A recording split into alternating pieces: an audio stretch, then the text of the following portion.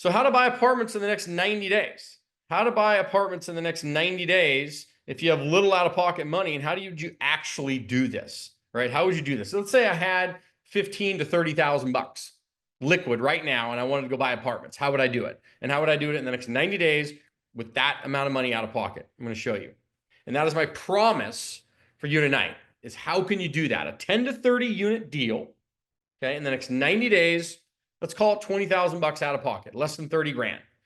Would that be worth it to you in this tonight if I could do that? Chime in the chat. If I can pull that off for you and make that happen and show you exactly how you could do this, is that going to be worth it to you?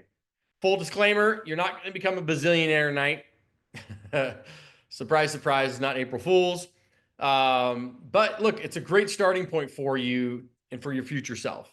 And if you've been sitting there and whether you're a 9 to 5er, maybe you make good income as a 9 to 5er, and you want to be able to pull that money and do something and grow wealth for you and your family. It's a great option. A lot of people want to do that. Maybe you're already in real estate a little bit. Maybe you're an entrepreneur and a business owner, an investor, and hey, you want to diversify. And hey, I know that multifamily is the way to go. I see all this stuff. I see all the gurus talking about it online, but how do you actually execute this thing and do it with reasonable out-of-pocket money and within a little amount of time? How do we do that? So for me, it started in 2008. I don't know where all of you got started in your different careers and what you did, but for me in the real estate industry, 2008 was kind of the kick in the ass. How many people were around for that? Remember that financial crisis and that moment in time? How many people were a part of that? Okay. Love it. I mean, I don't love it that you went through it, but I love that you had that experience because it's toughened you up for sure. Kevin had asked in there, you've seen investor lists in various ways. Is there a good quality one that's not a scam? When you say investor lists, what do you mean by that? Chime in a little bit. I can find deals. It's funding. That's the problem. Well, Kevin, I'm surprised by that, because if you're finding good deals, funding is not your problem. Money loves money, and money chases good deals. So we can talk about that tonight. Let's go through that. But beautiful. So yeah, for me, I wanted to be a millionaire. So I knew taking $1 million, I could divide that up, and it's $2,379 a day. I don't know if any of you guys have actually done that, but in terms of thinking it through. So currently I own just under 1,000 units and about $180+ million in multifamily apartments in 5 different states around the country. That's my current portfolio and what we do. But it didn't start that way. It did not start that way. It started literally in 2010, just in the midst of that financial crisis, with one condo. And it was a $100,000 condo. We put $25,000 down. We got a $75,000 loan. It cash flowed beautifully. In terms of a cash on cash return, it was epic. We didn't make that much money per month, but it was certainly nice. And it was our first deal. Now, then we got into duplexes and fourplexes and all that stuff. But if I could go back, honestly, if I could go back and redo it all over again, we would have done this first deal, the condo, because you got to start somewhere. But then the next step, knowing what I know now, I would have absolutely gone and got a 10 to 15 unit apartment building would be the next step up, knowing what I know and knowing how you can actually execute that with limited capital. Okay. Need to work on how to structure them better. Yes, you do. We can talk about that. And then Roger had asked, how much can you realistically, you said, Aaron, on your, earn on your first deal. A typical 10 to 30 unit apartment building, Roger, is going to net on average net after every expense, everything in it, right, to you in your pocket, somewhere between $2,500 to $3,500 a month, a 10 to 30 unit apartment deal, okay, on average. So people, I get the question all the time. Hey, I want to make an extra $10,000 to $20,000 a month doing passive income multifamily apartments. How many deals on average would I have to do? Well, you could do one deal and make that happen, but that's not where you're going to start. You're going to start with a 10 to 30 unit, and it's going to take you 3 to 4 deals. 3 to 4 deals in that space would be netting you somewhere in that $10,000 to $20,000 a month range in your pocketbook on average. Okay. On average. So got started with that condo. Right. And that was a great starting point, learned a ton, but remember that financial crisis, right? There were stories written about it. You know, there were stories written about my dad at that time because he went through a massive BK. It was not fun. And watching him go through that and having to help consolidate his companies, you know, I'm a 3rd generation real estate person, and I learned a lot from my grandmother. God bless her soul. You know, she passed at 91, but man, little Italian woman, Jeannie Fiara, I mean, she was driving around in her S10 truck at 91 years old, collecting rent on her little apartment complexes in San Diego. She's crazy, crazy little Italian woman, knocking on doors, scaring the shit out of people. But she did it, and she did very, very well for herself. And then she passed that on to my dad, who really took it and ran even further with it. He went big and got into massive developments. I'm talking building, 200 unit home divisions and 300 unit apartment complexes and 300 unit condo complexes. I'm talking big deals. Now, that's great when markets are great, but also you can get your ass handed to you if you're over leveraged and then the market tanks, which we all saw that happen in 2008. And I had to be a part of that and watching that go down. It was devastating. I mean, but I learned a lot. I learned about how not to over leverage. Game, number one. Number two, fixed rate debt is your friend and cash flow is king, right? We've heard those terms before, but that is the name of the game for longevity and being able to sleep at night and earn good money in terms of what you do. So that is how kind of my framework was put together, was learning from grandmother, dad, and then here we go. And what to do and what not to do. What to do and what not to do. And Joe, that answered my question. But is the net income after the refinance from adding value or the point of closing? So you're confusing two different things. You have cash flow that comes out monthly. And then what you're talking about is capital events. Could be a refinance, cash out refinance, or sale of the property. Those are capital events. So that's totally different than the monthly cash flow that may be pocketing in your pocket, right? Two totally separate things. Great question though, but we'll get into that. That's like deeper level stuff that we can talk about. But I did want to show you right here, honestly, we're going to break a deal down and I want to show you how you could do this. Okay. So 2008 financial collapse happens. 2008 through 2010, I'm an asset manager for a lot of the major banks because I was on the positive side of real estate doing development and construction and all that. That collapsed. Now I became the negative side, which is with all the banks. And they're ridiculously irrational. As you can imagine, as most people think, they just weren't making a lot of sense in the things they were doing. But I got to see all of that as an asset manager, handling 200-300 assets, homes at a time around the United States, managing these things and divvying them out to all the realtors to bring them through the market to put back on. But learned how to asset manage like a king during that, okay? Logistics and operations were incredible. I had my broker's license though. So that way in 2010, I became a real estate broker, was doing a lot of short sales, helping a lot of people in financial distress. But that's when we also started buying property. And that was the first condo, it was 2010. But I didn't have much money. So I went to a buddy of mine and I said, Chris, I don't have much money right now, but I can go find the deals. I can analyze them. I can put them together. I can help structure and run it and manage. I was bringing a lot of sweat equity. Remember earlier I said you bring check equity or sweat equity, check equity or sweat equity. I was bringing the sweat. And then Chris brought the check. We combined talents, split the company 50-50. And that is today the Brennan Capital Group as it is today. And this is where we're at. 180 plus million, just under 1,000 units and rock and roll, right? Rock and roll. So that is how it started. But I was a realtor. As I mentioned, I was a realtor. And being a realtor, you have a lot of realtor moments. Some funny ones that I thought, listen, if I'm going to be self-deprecating and share a little bit of my past and how I became to be where I am today, probably important that I at least share a little bit of kind of bloopers or some background stuff. So here's a short little blooper reel from back in the day. Gosh, that was 2013. So over 10 years ago, doing deals like this. And then to answer your question, I'll get to that in just a second, but here's a little blooper for you. Family home in North Pacific Beach at a fantastic value. Let's do that again. Good? Yeah. Is this thing in check or in? Yeah. Okay. Hi, this is Justin Brennan with no HOAs. You're in between Pacific Beach and La Jolla. It's a good family home. Check this out. Good location, great neighborhood, and that's pretty much it. Click the message me button below, and I'll get right back to you.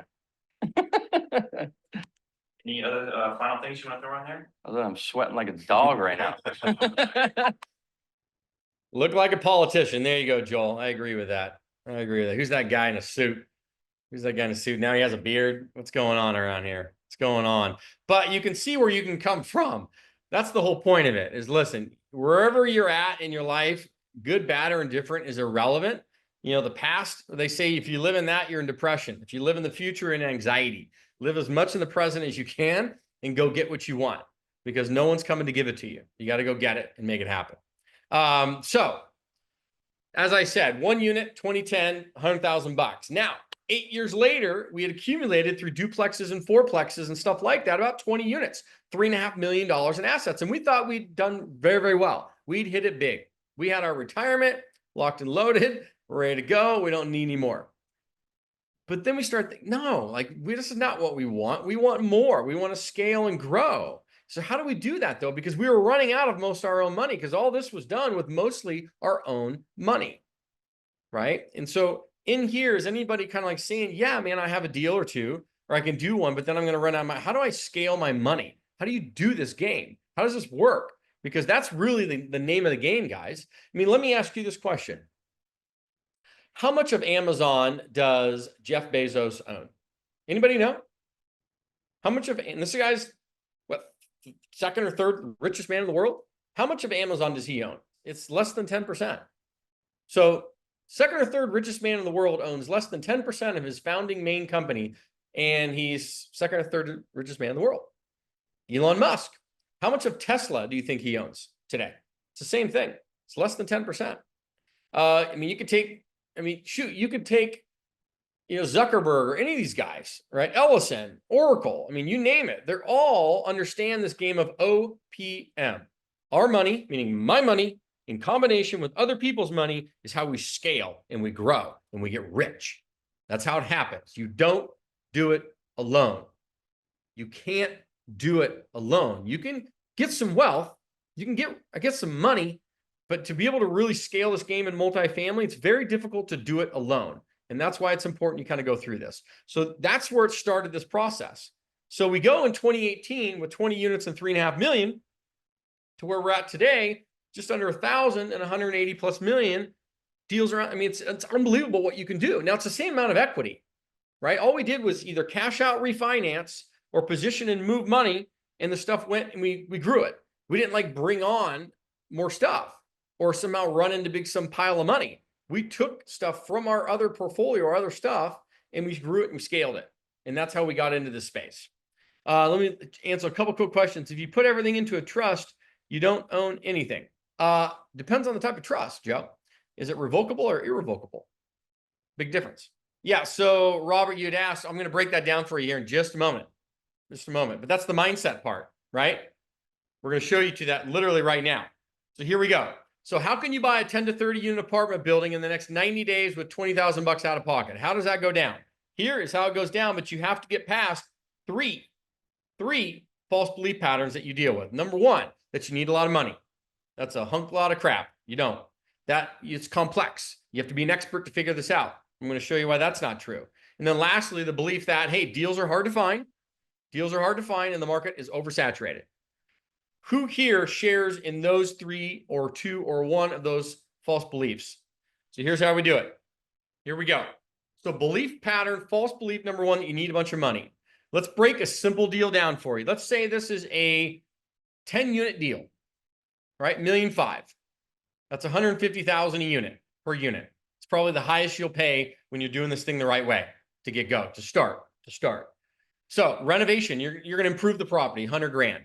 Then you have some closing costs. That's what CC stands for, closing cost, 50,000. So your total all in the deal, total cost is $1,650,000. Now you're going to go out and get a loan for about 70% of that, loan to cost, 70% of that. Now that loan, by the way, that $1,150,000, does anybody in here know why that $1,150,000 is easier to get than a $200,000 house loan? Does anybody know how and why? Joel, I think you got this game figured out. You're the smarty pants in here. Yeah, but everybody's got that. DSCR, cash flow of the property. Good. Multifamily safer, recovering from the banker. I'm a recovering banker. I like that. It's good. That's good. It's a good joke. And it's an April Fool's one too. It's a business. There you go. Love it. Many, many doors. Beautiful. All of them are accurate in a way. Yes, any kind of commercial asset, it is its own operating business. It's its own operating business, okay? You have to understand that. And so the bank is looking at that thing literally to make sure it can pay for itself, period. You are completely secondary in that process. So as long as that thing cash flows and produces a certain income, they'll throw the money out the front window at you. I mean, literally, I mean, as long as you're not a fraud and your credit score needs to be probably over 600. Okay. Ideally over 600, 640 and above is ideal, but 600 and better, you can pull it off. Okay. And you can absolutely do this. So you're going to get that loan. Now the equity, now it's the big game where everybody gets stuck. Well, I don't have $500,000, Justin. I can't do that. This is why I've stopped. This is why I don't even get started. I understand that, but it's because you're not understanding OPM. You're not understanding how to scale your money. You're not understanding how to use some of your money to team up with other people who want to do the same thing as you, but you're going to run the show. And because you're running the show, you are now the general partner. You are what they call a sponsor or a general partner that is finding the deal, analyzing it, putting it together. You're running the show. You're extremely valuable to people with money because they want to earn money too. And you get to earn a lot alongside them. Hence the reason why you do this. So you're going to bring in 10% of the money. For that, you're going to be getting about 30 to 40% of all of the cash flow and profits. Other people's money, they're going to bring in 90% of that money for you, and they're going to get about 70% of the deal in the cash flow and the profits. Now, please distinguish decision-making and power and control and voting rights, which is completely independent from the cash flow game. Okay. Your percentage of ownership in cash flow is completely independent of the actual decision-making, right? You have 100% decision-making, and you may only own 30 to 40% of the actual deal in cash flow. Okay. So distinguish those two. So that is how you would technically break down a 15-unit deal with little out-of-pocket capital. Now, here's some cool stuff with it. Okay. Coming back to that side of it. Whoops. Did I lose myself here? Lost my roll. There we go. So the best part about it is now with 10% out of pocket, you're going to get 40% of the deal. Does anybody know what an acquisition fee is? Has anybody heard what an acquisition fee is before? When you're the general partner and you put these deals together at the close of escrow or soon thereafter, built into your total closing cost, see that number up there? It says CC, $50,000. Built into that is that $30,000 fee. That's your closing cost. It's built into the total cost of the deal for you doing it. So let me get this straight. So I'm coming in with 50,000. At the close of escrow, I'm getting 30,000 back as a fee for doing this and working hard, putting it together for me and investors. So now my out of pocket is 20,000 bucks. So I just showed you how you could buy a 15-unit apartment deal for $20,000 out of your pocket. Does that make sense? It ranges 2 to 3%. It was put into the chat there. Yeah, it ranges 2 to 3% of the purchase price, typically on a deal of this size. Very, very common. Okay. So I want you to wrap that around your brain for a minute. 15 units for $20,000 out of pocket. If you went and got a single family home, you couldn't pull that off. And why does this work? Why am I able to do this? Because you're scaling money. There's more skin in the game. There's more pie to go around. It's investable. Other investors will invest in this type of deal. It's not as easy to invest in a single family unless you're flipping it. But it's not as easy to invest in a single family rental because it's not producing enough cash flow to really split it 5-6 ways. But there is in multifamily. So that's why it works. That's why people are interested in it. Okay. So that's the stepping point. So moving on. So the belief pattern that you need a lot of money to get started is just not true. But if you found a 20 unit that made financial sense in the next 90 days, could you get access? You on here, do you have access to $20,000 to $50,000 liquid right now? $20,000 to $50,000 liquid right now. If someone brought you a deal that made financial sense, could you make that happen? Okay. And yes, you can invest with your IRA, your 401k. You can do all of that because that's what it comes down to. If you can get access and have that available to you in investing, you can do multifamily. Okay. You can do multifamily. Key component. So you're going to come in with $20,000 to $50,000 out of pocket. You're going to get 40% of the deal plus an acquisition fee. You're going to get paid 5 to 8 different ways that we'll break down in just a bit. So the belief pattern that you need a lot of money to get started, it's just not true. It's just, I just showed it to you. It's just not true. Anybody have reservations about this, that what you just saw? Or can I move on to the next one? Does everybody understand literally how for 20,000 bucks out of pocket structured correctly, you can go get a 15-unit apartment deal and make that happen? So now the belief that it's too complex, that nobody on here, by the way, more than half of you on here are novices, not experts, have no experience in this. Beautiful. You can do this too. Okay. You can do this too. Community people, these people, they're not experts. They're doing this normal 9 to 5 type stuff. Some of them real estate investors, some of them not. Some of them 9 to 5ers, some of them not, but a combination thereof. And I'll give you a perfect example. Okay, I'll give you a perfect example. But I would say this first. The process, it seems, and you could see this, it seems intimidating. I get it. I was intimidated. The first deal I did, I was hyperventilating because I didn't have a mentor at that time. Then I had to go get a mentor. I had to learn this stuff. But it's really about following a step-by-step blueprint rather than knowing every intricate detail of finance and law. Would you agree with that? Right? You need something that breaks it down step by step in actionable, understandable parts that empowers you to navigate the market with confidence, even if you're starting from scratch, even if you're a novice, which many of you are tonight. Let's take ACUS. All right, I'm going to show you a few examples. ACUS in the medical field, no experience, got into it, had to learn it. English was her second language, by the way. Okay, second language, but she figured it out and she's executing. She's not an expert. So as soon as I listened to the crash course, I got hooked. It was so funny because that one is a small course. Yeah.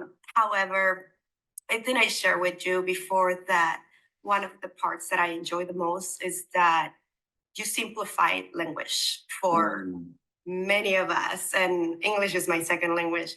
So I really enjoy the way that you were teaching and You're saying and being able to kind of explain the complex details and nuance in a layman's terms, simple format to where it actually resonates. Is that what I'm gathering? Right, because there is a lot of terminology out there for real estate that seems very intimidating, especially for those who are new to the real estate investment business. And you made it so easy and simplify it in a way that for me resonates. It reminded me a little bit of the Rich Dad Poor Dad book. It's like that. I mean, I will take that compliment. Very good. Yeah, I'll take Robert Kiyosaki all day long. I don't think I'm that, but that'd be great. So I appreciate that from ACUS. So you can see she's not an expert, right? She figured it out. You don't have to do that. I mean, let's take Steve. Perfect example. He's a contractor in the upper Midwest. Contractor guy, not a big finance guy, nothing like that. But he did his first deal, 39 units. It wasn't too complex for a contractor. Super stoked for you. Everybody give Steve a clap. So 39 units. That was the Cleveland deal we were talking about. Yeah. How many stories is that thing? It's 4 stories, a little over 40,000 square feet with 4,000 square feet of commercial space. Right. It's very challenging. Now, is that the one you're getting the tax advantages on and all that stuff too? In your tax, 100% tax. I mean, he got 100% tax abatement on that thing because it was in an opportunity zone that the city of Cleveland wanted to work on. So he was able to pull that down. Now he's working on a second deal right now. But Steve, contractor guy, not a super expert, but he figured it out. And then you get, this is my favorite one so far, is Brian. He runs a dog walking company. Okay, and he was able to pull it off. And now he's going into escrow on his second deal. He just emailed us the other day. It's pretty sweet. But for him, 22 unit, Tulsa, Oklahoma. Not too complex for a dog walker.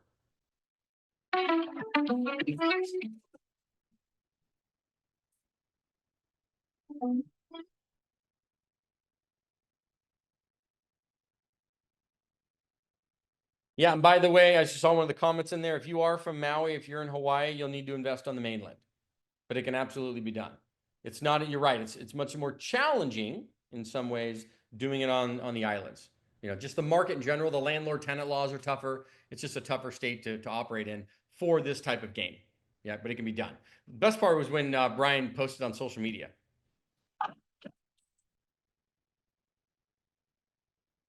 This was his deal that he closed on. He took some video of it. Little single story, nice little setup in Tulsa, Oklahoma.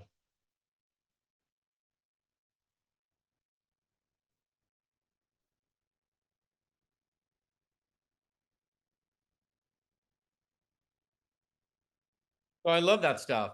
By show of hands, does anybody know who Ken McElroy is by chance? He's not some genius, right? He bought his first investment property in 1990 while he was a freshman in college. No real estate experience whatsoever, right? None whatsoever. Does anybody know Ken McElroy?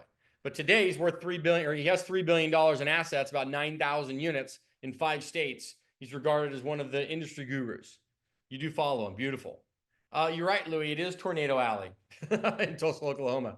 But, you know, sometimes you got to take some risk. Just have some good insurance, baby. I'm just kidding. But yes, you're right. They are more prone to that for sure. Does anybody know these experts? Because they're not experts. I mean, at least they weren't initially when they got started, but now they are. I mean, now you know whether you like them or not like them, Mr. Uncle G. Then you got Robert Martinez. I love this guy. He's apartment rock star. One of my favorites that is Beardy Brandon Turner with Bigger Pockets. Now he's doing his own thing with Better Life. Super cool guy, amazing human being. Highly, recommend that guy. And then Ryan Pineda. I don't know if anybody knows Ryan Pineda in here, or Carlos Reyes, or any of these guys. They were not experts when they got started. They had to learn it. Okay. So the belief pattern that you have to be an expert, it's too complex, you can't do it, you can't figure it out, that is complete baloney. It's complete baloney. Remember what I said, sweat equity or check equity. If you don't have the check equity money right now, then you need to learn how to do this, because you need to have the skills, the knowledge, the power to do it, because then you're extremely valuable to the person with cash equity. Does that make sense so far?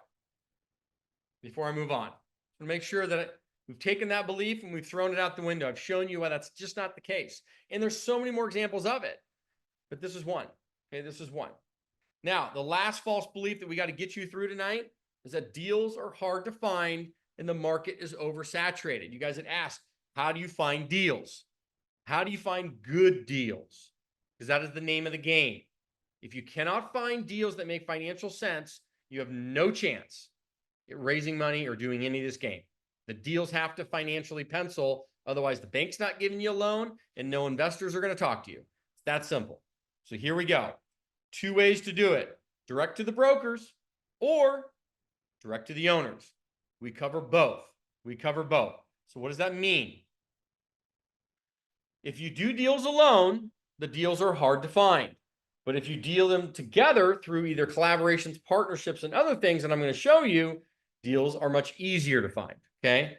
So let's talk about the direct to broker and the direct to owner approach. And the two approaches to find deals. And when I'm talking deals, I'm talking pre-market.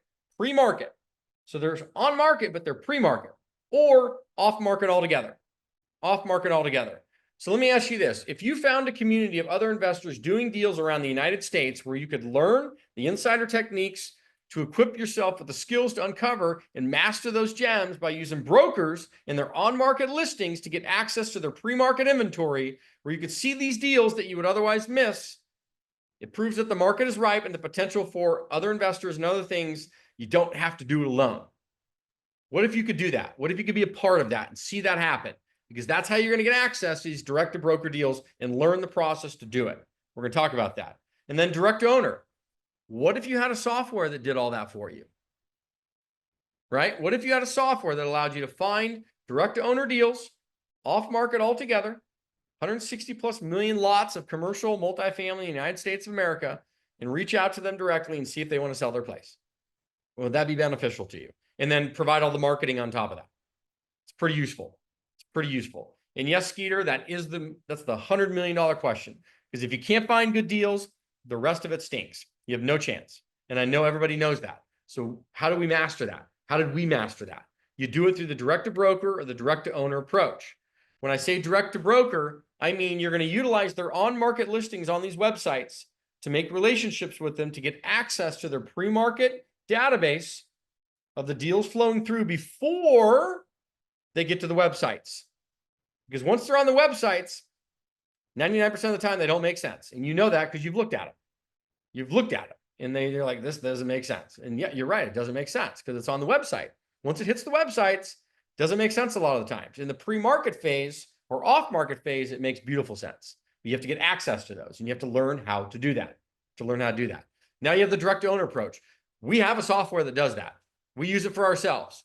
I'll tell you about it. I'll talk about it, but we have that. It's amazing. So here's the deal.